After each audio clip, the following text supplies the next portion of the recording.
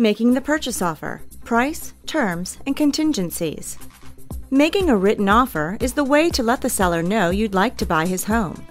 But you need to understand market conditions that affect the home you are buying before you put pen to paper with your real estate agent. How do you get an understanding of market conditions? You look at market data that your real estate agent can provide for you and compare that with the seller's asking price. Let's go over some of these. And for the sake of discussion, we'll call the home you're interested in the subject property. Asking price versus comparable sales data. A list of homes that are similar to the one you're interested in, with their corresponding sales price, is known as a comparative market analysis, CMA, or simply comps, and they can be provided by your real estate agent. To be effective, comps should show homes that sold within the past 3 to 6 months, are near the subject property, and similar to the subject property in style, age, and size. Comps from a real estate agent's multiple listings service are much more reliable than the data available on popular so-called real estate values websites, where the data hasn't been verified, can be outdated, and often irrelevant. As good as comps are, deciding on your offer price based on comps alone is not smart. What else should you be considering? Asking price versus median price. What is a median price? The median home price is the price point at which half of all homes are sold for more and half are sold for less. For example, the median price of 101 sales is that one sale price that's higher than the 50 lowest sales and lower than the 50 highest sales. What can a median price tell you? By itself, maybe not a whole lot, but if you also know what the median incomes are for the local area, you can measure the affordability in your area. In other words, combining the median house prices and the median income for your area, you can determine what percentage of the local population can afford a home. We could put it this way: how big is your competition? The lower the median price to median income ratio, the more affordable homes are to the average home buyer in your area, which could mean more competition for you. Asking price versus inventory trends. Knowing about the inventory trends in your area will help you make a smartly priced offer on the subject property. Trends in real estate are measured by looking at how many months it would take to run out of inventory at the present rate of sales activity. A 6-month supply of for sale inventory is thought to be indicative of a balanced market. A number that's higher than 6 months indicates a buyer's market, and less than 6 months would indicate more of a seller's market. As an example, say last month in your zip code there were 200 homes for sale, and in the past 30 days there were 15 homes sold. There's 13.333 months of inventory in your market. Definitely a buyer's market in that case. Asking price versus days on market. Days on market, also known as the DOM, is a reflection of how quickly homes are being changed to pending status once they hit the market, where pending status means the seller has accepted an offer, but the transaction is not yet closed. In a hot market, the DOM can be as low as 5 to 10 days, and means you would need to be ready to act quickly to avoid losing an opportunity. A lengthy DOM doesn't necessarily mean the property is undesirable or overpriced. It could mean the seller has suffered one or more unsuccessful escrows, also known as settlement processes, involving a buyer who went under contract but could not close for whatever reason. Usually, this is caused by the buyer not being able to secure financing. Asking price versus hot price range. The hot price is that price range in your community where the majority of all the sales activity is happening. What are 70 to 80% of all the homes in your area selling for? Say that figure in your area happens to be $195,000, and say you're pre-approved for $195,000. Then you'll know to get ready for competition because you're going to be buying in the price range where most of the activity is going on. That's the hot price range. To compete with other buyers, you may have to beef up your offer. In just a little bit, we'll discuss ways to make your offer stronger if the need arises. So you've considered market data, and together with your real estate agent, you are ready to write up an offer on a home. There are 3 essential features on any real estate offer, and you must understand them. Price is, of course, the most common feature, and having considered price using the tools we just mentioned, you'll be able to decide what price to offer. Remember, your agent is not responsible for telling you what price to offer. As the buyer, it's your decision to weigh all the facts, take into consideration your agent's advice, learn as much as you can about the seller's motivation level and the property's recent for sale history. Then offer the price that you believe will get you into that home. It's usually quite obvious if your offer is going to be considered a low-ball offer by the seller, but it's not always easy to tell if you're offering too much. If your offer is accepted right away by the seller, you will naturally feel you might have got away with a lower offer. Realize that this isn't always the case, and the seller may have rejected even higher offers than yours simply because other features of your offer were more attractive.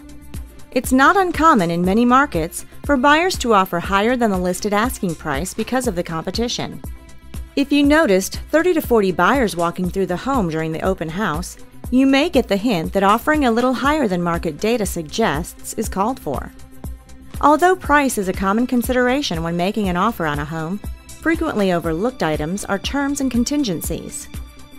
Terms. Agreeing on certain terms in the contract can be as important as getting the price right. For example, when will the seller move out and give you possession of the home? If you're relocating from one state to another, for example, making sure the seller is out in a timely manner is that much more important. Which items found on the property will remain? Typically, all permanent fixtures remain, but sometimes it's good to point out and confirm some things.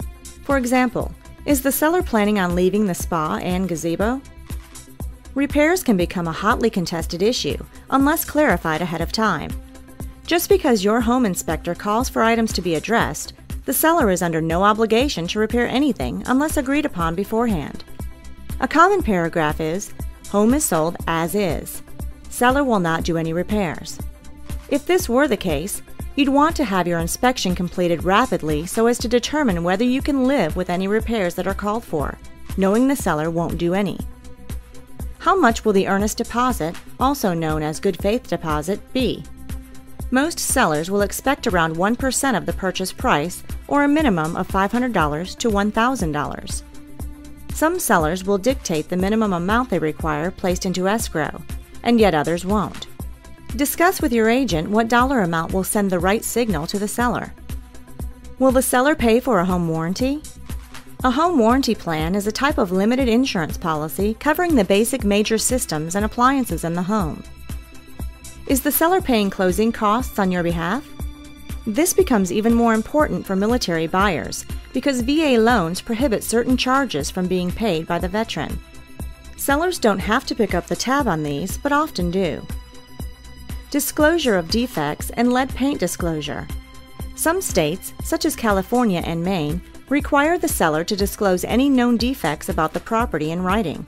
If the house was built before 1978, the seller is required to include a lead-based paint disclosure as part of the contract. If the property was built after 1978, this disclosure becomes optional. What's the agreed-upon date and time for the settlement process, also known as escrow, to officially close? The seller needs to give you enough time to gather any funds you need, secure your loan approval, make moving arrangements, and more. An often overlooked item that's very much a part of the terms of the contract are the seller's consent to the type of financing you're getting. A seller that agrees to conventional financing may consider you in breach of contract if in the middle of the process you try to switch to FHA financing. Watch out for poorly written or confusing terms that may require a closer look.